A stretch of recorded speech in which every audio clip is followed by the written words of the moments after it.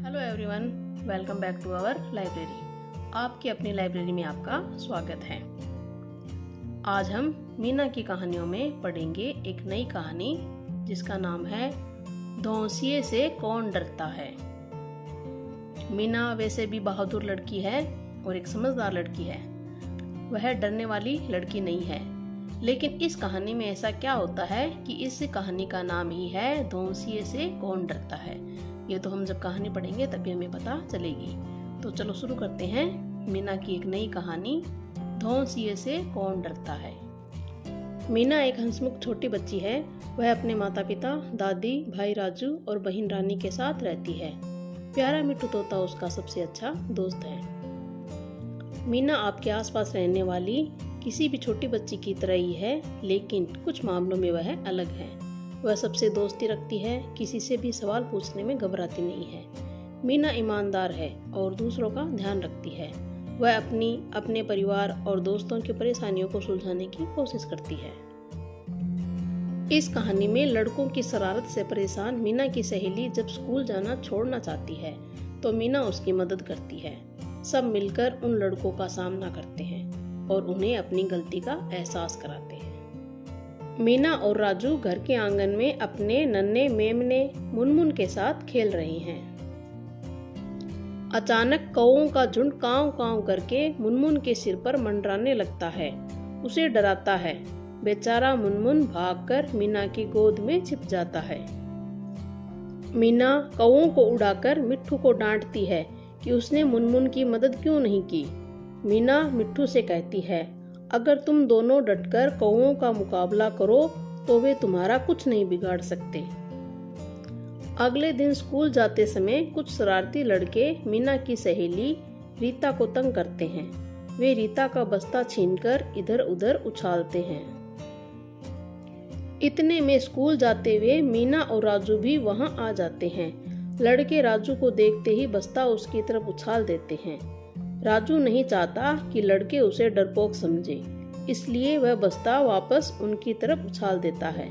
राजू को इतना डरपोक देखकर मीना बहुत नाराज होती है। आखिरकार मिट्ठू और मुनमुन लड़कों के चंगुल से बस्ता छुड़ाने में मदद करते हैं। वे बस्ता मीना के हाथ में देते हैं और मीना उसे रीता को लौटा देती है। स्कूल की छुट्टी के बाद एक शरारती लड़का मिट्ठू को पकड़कर मीना के घर में ही एक घड़े में बंद कर देता है।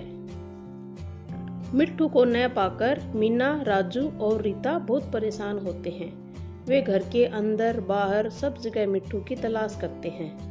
आखिरकार वे मिट्ठू को ढूंढ ही निकालते हैं। रीता उन लड़कों की हरकत के बारे में सोच सोचकर परेशान है।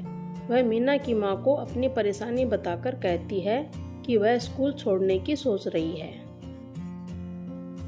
मीना की माँ रीता को समझाती है कि स्कूल छोड़ने से कुछ नहीं होगा। सब बच्चों को मिलकर उन लड़कों का मुकाबला करना चाहिए। उधर कौओं का झुंड मुनमुन पर टूट पड़ता है। इस बार मुनमुन और मिट्ठू तैयार है। वे कौओं को मार भगाते हैं। यह सब देखकर बच्चे कहते हैं, हमें भी मिलकर मुकाबला करना होगा। मीना अपनी सहेलियों और राजू के साथ मिलकर एक तरकीब सोचती है। वे इन लड़कों को सबक सिखाने का पक्का इंतजाम करते हैं।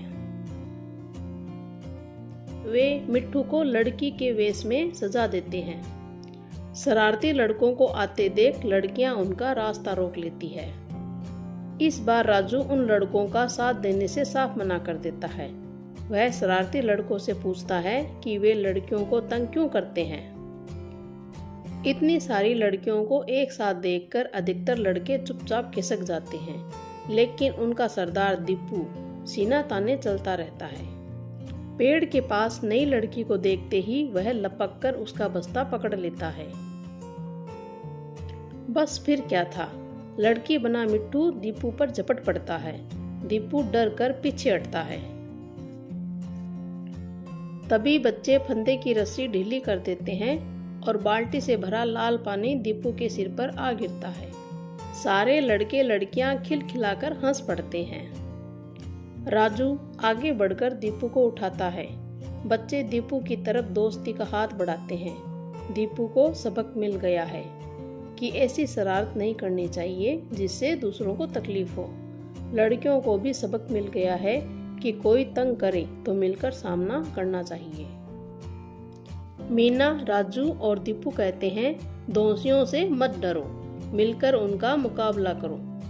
मिट्ठू भी उनकी हाँ में हाँ मिलाता है।